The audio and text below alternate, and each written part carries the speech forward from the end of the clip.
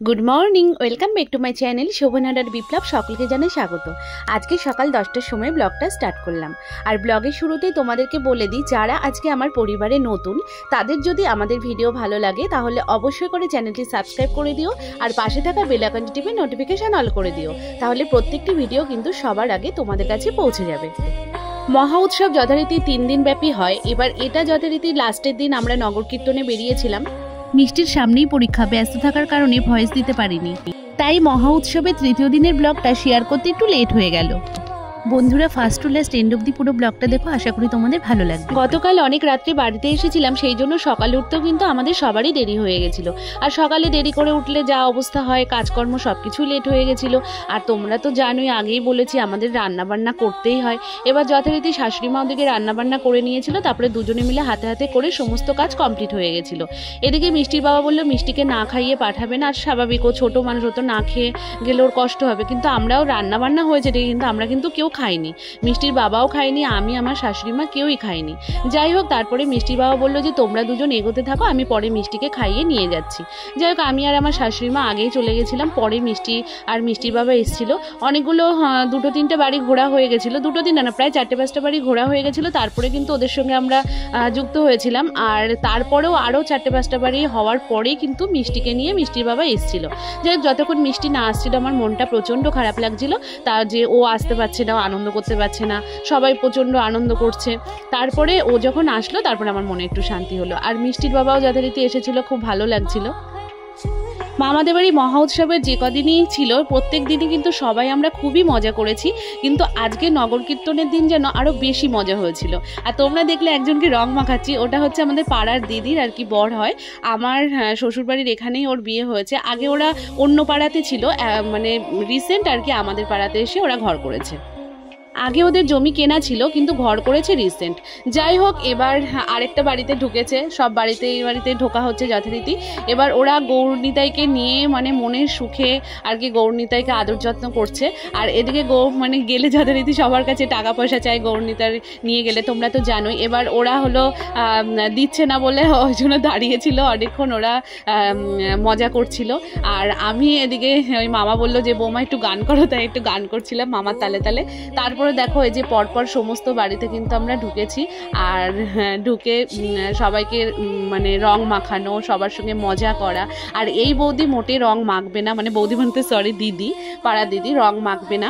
আমি কি করেছি, রং মাখিয়েই ছেড়েছি। দিদির ছোট ছেলের কাছ থেকেই রং নিয়ে দিদিকে মাখিয়েছি। দিদি ছোট ছেলে যখন মাখাচ্ছি দিদিকে, বলছে তুমি আমার মাকে মাখাবে বলে তুমি রং নিয়েছিলে, ও মানে হাসছে। যাই হোক, তারপরে দিদিকে রং টং মাখালাম। মাখানোর পরে তারপরে আমরা সবাই মানে আমাদের পাড়ায় যতগুলো বাড়িতে আছে সমস্ত বাড়িতেই ঢুকেছিল। সমস্ত বাড়িতে গিয়ে গৌরনিতাইকে আদর যত্ন করে তারপরে লাস্টের দিকে 2-4টে বাড়ি ওরা মানে ঢোকায়নি, দেরি হয়ে যাচ্ছিল বলে। কিন্তু আমি প্রথম থেকেই বলেছি যথারীতি আমাদের বাড়িটা সবার লাস্টে, আমাদের 2টো বাড়ি। আমি বলেছিলাম যে বাড়িতে না নিয়ে গেলে কিন্তু হবে না, আমাদের বাড়িতে নিয়ে যেতে হবে। এদিকে যথারীতি এত লেট হচ্ছে, আর এদিকের বাড়িগুলোতে বেশি লেট করে ফেলেছে ওরা, ওই জন্য ওই দিকটাতে মানে বেশিক্ষণ থাকতে পারিনি, মানে আমাদের দিকটাতে। এবার যথারীতি আমি বলেছি সে দেরি মানে বেশিক্ষণ রাখার দরকার নেই, কিন্তু আমাদের বাড়িতে নিয়ে যেতে হবে। তাই যাই হোক, আমার কথা রেখেছে, ওরা নিয়েও গেছিলো। মোটামুটি নগর কীর্তনে 8 থেকে 80 আমরা সবাই বেরিয়েছিলাম পাড়ার। আর প্রচণ্ড আনন্দ হয়েছিল, ভীষণ মজা হয়েছিল। তোমরা তো ভিডিও দেখেই বুঝতে পারছো যে মানে কি পরিমাণে আমরা আনন্দ করেছি। আর এই যে দেখছো বাচ্চা দুটোকে, এরা খোল বাজাচ্ছে। এরা এত সুন্দর খোল বাজায়, আমি দেখবে শর্ট ভিডিওতে দিয়েছি, তোমরা মানে খোলের আওয়াজটা মানে ওখানে দিয়েছি আর কি, এখানে দিন যথারীতি কপিরাইট ক্লেম চলে আসবে সেই জন্য। যাই হোক, তোমরা দেখে নিও, মানে খুব সুন্দর বাজায়। তবে ওরা অনেকক্ষণ ধরে বাজাচ্ছিল বলে এখন হয়তো অতটা কিছুটা হলেও মানে বোঝা যাচ্ছে যে একটু ওরা থেমে থেমে যাচ্ছিল, কিন্তু প্রথম থেকে এত সুন্দর বাজাচ্ছিল না, মানে আমি যে ভিডিও করবো সেই সুযোগটা পাচ্ছিলাম না। যাই হোক, লাস্টে এসে আমি একটুখানি ভিডিও করে আমি দেখবে শর্টে দিয়েছি, আগেও বললাম, তোমরা একটু দেখে নিও, আশা করি তোমাদের ভালো লাগবে। সকাল থেকে ওরা বলছিল নগর কীর্তনে বেরোবে, এত পরিমাণে বলছিল যে আমরা ভাবলাম মানে এক্ষুনি বেরিয়ে যাবে। এবার আমি মিষ্টি বাবাকে ভেবেছিলাম যে একটু মিষ্টি আনাবো, এবার যতজন আসবে সেরকম পরিমাণ মতনই মিষ্টি নিয়ে আসা করাবো। এবার যথারীতি মিষ্টি বাবা বলছে ওরা বেরিয়ে যাচ্ছে, এখন আবার মিষ্টি আনতে গেলে লেট হয়ে যাবে, তোমরা যাও আমি মিষ্টিকে খাইয়ে দিচ্ছি। ওই জন্য মিষ্টিকে খাওয়াতে বসে পড়লো, আর আমি আর আমার শাশুড়ি মা বেরিয়ে পড়লাম। সেই মিষ্টি আর আনা হয়নি। যাই হোক, যে পরিমাণে লেট হয়েছিল ভালোভাবে কিন্তু মিষ্টি এনেই আমরা ওদের সঙ্গে সঙ্গ দিতে পারতাম। যাই হোক, আনা হয়নি, খারাপ লাগছিল। এবার যথারীতি ঘরে বাতাসা ছিল, সেই বাতাসা দিয়েই গৌরনীতাইকে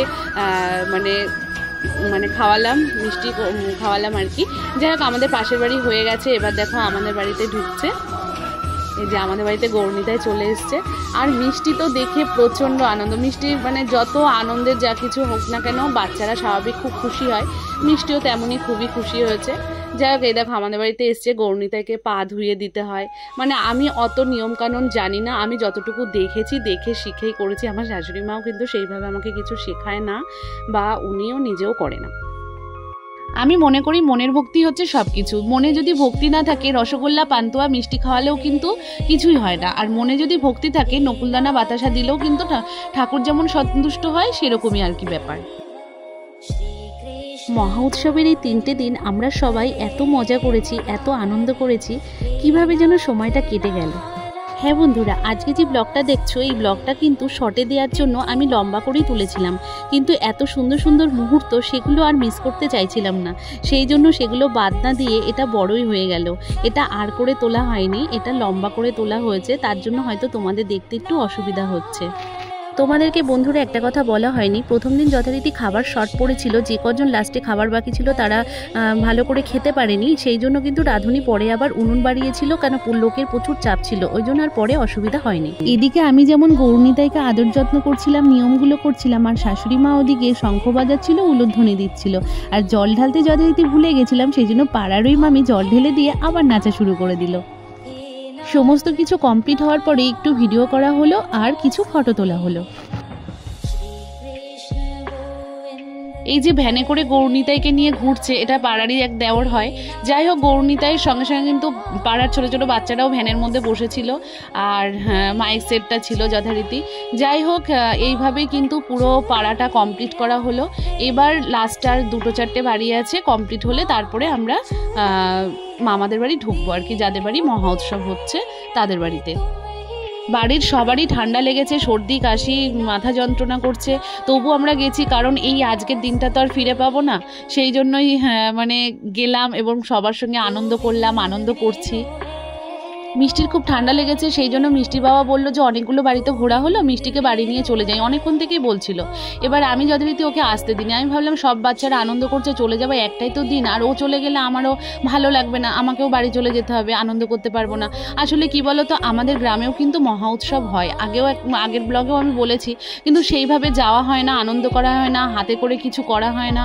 মানে আমার হয়তো যে কবছর মহা উৎসব হয়েছে, আমার যে কবছর বিয়ে হয়েছে, যদি 5 বছর হয়ে থাকে, তা 3 বছর হয়তো আমার যাওয়া হয়নি। বললাম না যে মিষ্টির বাবা না থাকলে আমার যাওয়া হয় না, এবার মিষ্টিকে কে সামলাবে, এবার নানান তাল করে আমার যাওয়া হয় না। যাই হোক, যথারীতি বাড়ির পাশে হচ্ছে, এইটুকু আনন্দ যদি না নিতে পারি তাহলে বলো বন্ধুরা ভালো লাগে? ওই জন্য আমি ভাবলাম যে না, আজকের দিনটা আর কোনোদিন ফিরে পাবো না, যথারীতি আনন্দ করে নিই ভালোভাবে। এই দেখো, মোটামুটি তোমাদের সঙ্গে কথা বলতে বলতে কিন্তু আমরা মামাদের গেটের মুখে চলেও এসেছি। এবার আমরা আস্তে আস্তে ওদের বাড়ির দিকে রওনা দেবো। মিষ্টির বাবা আরও বেশি রাগ করছিল এই কারণে, কারণ মিষ্টির সামনেই পরীক্ষা, ওর যদি জ্বর চলে আসে তাহলে খুব সমস্যা হয়ে যাবে। আমার তো আগেই বললাম মাথা প্রচণ্ড যন্ত্রণা করছিল, এবার ঘুরতে ঘুরতে আমার শাশুড়ি মা বললো ওনারও নাকি মাথাটা খুব যন্ত্রণা করছিল। কিন্তু ওই যে আমার মতন একই অবস্থা আমার শাশুড়ি মার, যে ভাবছে আজকের দিনটা যদি একটু আনন্দ না করি, এই দিনটা তো আর আসবে না। তাই আমরা শাশুড়ি বৌমা সবাই মিলেই কিন্তু খুব আনন্দ করছিলাম এবং আবির খেলছিলাম, সবাইকে আবির মাখাচ্ছিলাম। এই দেখো, তোমরা তো পুরো ফার্স্ট টু লাস্ট এন্ড অবধি যারা দেখেছো তারা তো দেখতেই পেলে যে কতটা আমরা আনন্দ করেছি। আর ব্লগটা যথারীতি অনেকটা বড় হয়ে যাচ্ছিল, ওই জন্য রানিং করে দিয়েছিলাম, করে ছোট করে দিয়েছিলাম, কিন্তু না ভালোভাবে দেখা যাচ্ছিল না। এবার মানে খুব স্পিড হয়ে গেছিলো, এবার স্পিডের থেকে আবার যেই কমিয়েছি তখনই, সেই কারণেই ব্লগটা এরকম মানে দাঁড়ানো কখনো স্পিড বাড়ানো কমানো এরকম হচ্ছিল। যাই হোক, তোমরা যে ধৈর্য ধরে দেখেছো, আমাকে যারা ভালোবাসো, তারা এতক্ষণ ধরে মানে দেখছো আর কি, তার জন্য মানে অসংখ্য ধন্যবাদ। আমার খুব ভালো লাগে যারা আর কি আমার পুরো ব্লগটা দেখে। এই দেখো আমরা কিন্তু মামাদের বাড়িতে অলরেডি ঢুকেও গেছি। এবার মামাদের বাড়িতে এসে কিন্তু বিভৎস নাচ হয়েছিল, সবাই আমরা খুব নাচ করেছিলাম, খুব আনন্দ করেছিলাম। যাই হোক, সেইটা কিন্তু আমি শর্ট ভিডিওতে দিয়ে দিয়েছি, তোমরা শর্টে গিয়ে দেখে নিতে পারো। এর মধ্যে দিয়েছিলাম, কিন্তু আমি ওটা মানে আবার কেটে ছোট করে দিয়েছি, কারণ প্রচণ্ড বড় হয়ে যাচ্ছিল। তারপরে আমরা কিন্তু অনেকক্ষণ নাচ টাচ করে মিষ্টি বাবা বারবার বকছিল যে বাড়ি চলো বাড়ি চলো। এবার বাড়ি যাচ্ছিলাম না, যে ওই যে বললাম না আজকের আনন্দটা আর ফিরে পাবো না, সেই জন্য যাচ্ছিলাম না।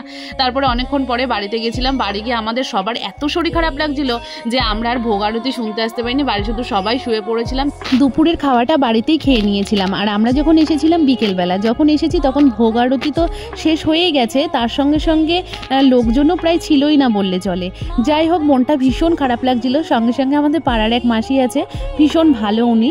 যাই হোক, উনি বলছে বৌমা মন খারাপ করো না, পাড়ার আর যা বৌমারা আছে সবাইকে ডেকে এনে তোমরা আবার আনন্দ করো। তাই তোমরা দেখতে পেলে যে আগে যে আমরা নাচ করছিলাম এই খেতে বসার আগে, ওটা কিন্তু সন্ধ্যে থেকে রাত পর্যন্ত ওই নাচটা হয়েছিল। ভোগ আরতির সময় কিন্তু আমি ছিলাম না, তোমাদেরকে আগেই বললাম। তারপর অনেক আনন্দ করে যখন আমরা খেতে বসেছিলাম তখন বাজে রাত 10টা। কীভাবে যে সময়টা কেটে গেল বুঝতেই পারলাম না। আজকের ব্লগটা এই পর্যন্তই। তোমাদের কেমন লাগলো অবশ্যই করে কিন্তু কমেন্ট বক্সে কমেন্ট করে জানাবে, আর শেয়ার লাইক করতে ভুলবে না কিন্তু বন্ধুরা। Good night, by.